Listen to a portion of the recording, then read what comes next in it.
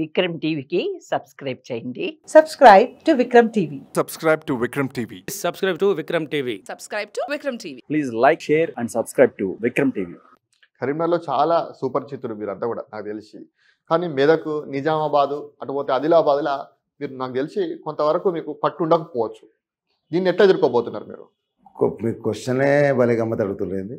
Question ఏంది, మీరు ఆదిలాబాద్లో, నిజామాబాద్లో, వేరే జిల్లాలలో ఎట్లా ఎదుర్కోబోతున్నారు? పట్టు లేదని మీకు తెలుసు. కరీంనగర్ మేయర్గానే చేశారు కదా, అక్కడ కూడా మీరు తప్పు మీరు మర్చిపోయారు. నా గురించి మీకు తెలియదు. నేను ఒక న్యాయవాదిని. నేను తెలంగాణలో మొట్టమొదటి న్యాయవాదుల స్పోర్ట్స్ కండక్ట్ చేసింది ఇదే కరీంనగర్లో సార్. నేను యాజ్ ఎ న్యాయవాదిగా తెలంగాణలో ఉన్న దాదాపు కోట్లలో వకాలత్ చేసినోని, బెయిల్ వేసినోని, ఎక్కడికి పోయినా కోట్లలో కేసులు కొట్లాడినోని. నాకు ఎక్కడ పోయినా మీరు సుపరిచితులు. వీళ్ళని తీసుకుపోయి ఒకడ నిలబెట్టండి, వీళ్ళెంబడి నన్ను తీసుకుపోయి నిలబెట్టండి. నన్ను గుర్తుపడతారా, వాళ్ళని గుర్తుపడతారా చూడండి. పెట్టండి పరీక్ష, పరీక్ష పెట్టండి సార్. ఓకే, తప్పకుండా. ఇప్పుడు తెలుస్తుంది కదా, ఎన్నికల్లో తెలుస్తుంది కదా. ఇప్పుడు పరీక్ష పెట్టున్నట్టు పరీక్ష ఫిబ్రవరి 27 నాడు జరిగే నేనేమంటున్నా అంటే మీరు పరిచయం లేదంటే చెప్తున్నా. నేను నన్ను చూస్తే రవీందర్ సింగ్ అంటారా, వాళ్ళకి చూస్తే పేరు పెట్టి వెళ్తారా చూడండి. సరే, ఇప్పుడు బీఆర్ఎస్ శ్రేణులు అంతా కూడా ఉన్నారు కదా, ఏమన్నారు? బీఆర్ఎస్ పార్టీకి సంబంధించిన కార్యకర్తలు, బీఆర్ఎస్ పార్టీ అభిమానులు, వీళ్ళ సపోర్ట్ మీకు ఉంటుందా మరి? ఇండైరెక్ట్ గా, డైరెక్ట్ గానో ఇండైరెక్ట్ గానో? ఇది నన్ను కాదు, మా కార్యకర్తలను అడగాలి సార్. మా కార్యకర్తలు, మా దోస్తులను అడగాలి. ఏంది, ఎవరికి సపోర్ట్ ఉంటుంది అంటే మీరు నమ్ముతున్నారా? ఉంటే అవకాశం ఉంటుందా? మీరు నమ్ముతున్నారా ఉంటుందని? ఎవరికైనా నమ్మకం ఉండదు సార్. మీకు నమ్మకం లేదా? మీకు ఏదైనా ఇష్యూ తీసుకుంటే ఏదో ఆ సక్సెస్ నమ్మకం ఉంటుంది కదా. నమ్మకమే కంపల్సరీ. సరే, ఫైనల్గా ఈ యొక్క 4 జిల్లాలకు సంబంధించినటువంటి గ్రాడ్యుయేట్స్కి మీరు ఇచ్చే హామీలు ఏంది? మీరు గెలిస్తే ఏం చేయబోతున్నారు వాళ్ళకు? నేను ఆల్రెడీ ప్రతి వాళ్ళకి చెప్తున్నా సార్. ఎక్కడ పడితే అక్కడ కూడా మాట్లాడుతున్నాను. నేను చేసిన కార్యక్రమాలు కరీంనగర్ నగరంలో అవి రాష్ట్ర వ్యాప్తంగా, దేశవ్యాప్తంగా సంచలనాలు సృష్టించినవి. ఏదో ఆషమాషిగా నేను నార్మల్గా కామన్ మేయర్గా నేను పనిచేయలేదు. కార్మికునికి, మోరీ సాఫ్ చేసే కార్మికుని కూడా గుర్తింపు తెచ్చే విధంగా, వాళ్ళని గుర్తింపు తెచ్చే విధంగా నేను ప్రయత్నాలు చేసిన, తెలుసా సార్. అందుకే ఆ గుర్తింపే ఒక కార్మికునికి సెకండ్ ఇచ్చేటోళ్ళు ఉంటారు సార్. అవును. మీరు ఎప్పుడైనా ఒకరోజు మోరీ తీయలేదనుకోండి, మోరీ తీయకపోతే అయ్యో మున్సిపాలిటీకి ఫోన్ చేసి మోరీ తీయలేదంటారు. కానీ రోజు రెగ్యులర్గా వచ్చే మోరీ తీసే వ్యక్తి పేరు కూడా గుర్తుంచుకోరు సార్. అవును. ఆ గల్లీలో నాకు తెలిసి మీ యొక్క అధికారులు కానీ, లేకపోతే మీ కార్పొరేటర్లు కానీ, మీ దగ్గర పనిచేసే ఎంప్లాయీస్ని కూడా మీరు చాలా బాగా చూసుకుంటారు అనేది విన్నా నేను. నిజమేనా? 100% సార్. కార్మికులకు మొట్టమొదటిసారిగా PF స్టార్ట్ చేసింది రవీందర్ సింగే, తెలుసా. రవీందర్ సింగ్ స్టార్ట్ చేసిండు. ఏది, కార్మికుని భద్రత కల్పించిన నేను. రాష్ట్రంలో నా కరీంనగర్కి వెళ్ళి స్టార్ట్ అయితేనే రాష్ట్ర వ్యాప్తంగా అమలవుతుంది. ₹1 నల్లా కానివ్వండి, ఏది చేసినా కానీ కరీంనగర్కి వెళ్ళి స్టార్ట్. అవును.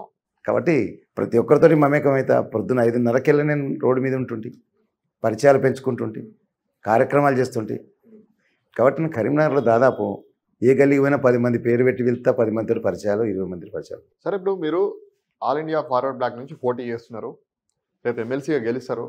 అందులో ఉంటారా మళ్ళీ, లేకపోతే బీఆర్ఎస్ పార్టీలో జాయిన్ అవుతారా మళ్ళీ తిరిగి? మీ యొక్క కేసీఆర్ గారి నాయకత్వంలో మళ్ళీ పనిచేస్తారా? ఒకటి సమాధానం చెప్పండి ఫైనల్గా. ఆల్ ఇండియా ఫార్వర్డ్ బ్లాక్కే నామినేషన్ వేసిన. ఆల్ ఇండియా ఫార్వర్డ్ బ్లాక్లో ఉంటాయి కదా సార్, ఇంకెక్కడికి పోతా? అంటే మళ్ళీ కేసీఆర్ గారు పిలిస్తే మళ్ళీ పోతారా సార్? నేను రాజీనామా చేసిన, చెప్తాను, నేను రాజీనామా చేసిన, కానీ కేసీఆర్ గారు నా రాజీనామాను ఆమోదం చేయలే.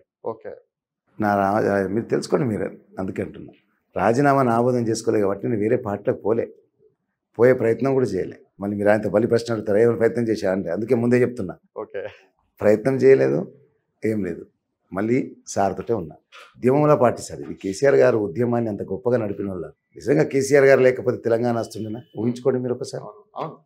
ఊహించుకోండి ఒకసారి. చాలా కీలకంగా వ్యవహరించారు కరీంనగర్లో. చాలా ఈరోజు ఎవరెవరైతే పోటీ చేస్తుండ్రో సార్, ఎవరెవరైతే పోటీ చేస్తుండ్రో వాళ్ళు ఈ రోజు వరకు కూడా జయ తెలంగాణ అన్నోళ్ళు సార్. అవును.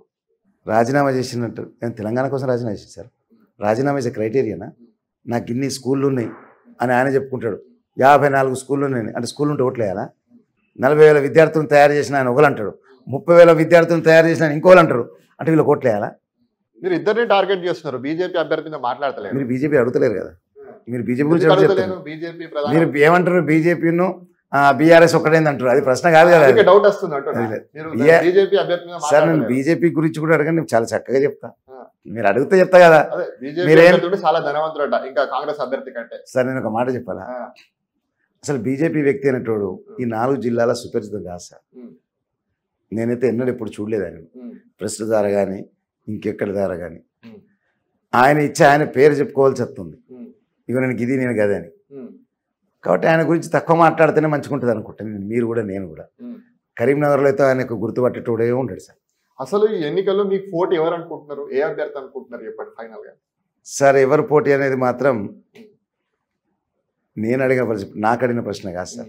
ఎవరు మీరు ప్రత్యర్థిగా మీరు బాగుంటుంది? మీరు వేరేళ్ళని అడగాలి ఎవరెవరి మధ్యన పోటీ ఉందని. నాది నేను డబ్బా కొట్టుకుంటూ బాగుంటుంది కదా, ఉమ్, నాది నేను డబ్బా కొట్టుకుంటూ బాగుంటుంది కదా. ఉమ్. ఈ ప్రశ్న వేరేళ్ళని అడగాలి మీరు. ఉమ్. అట్లా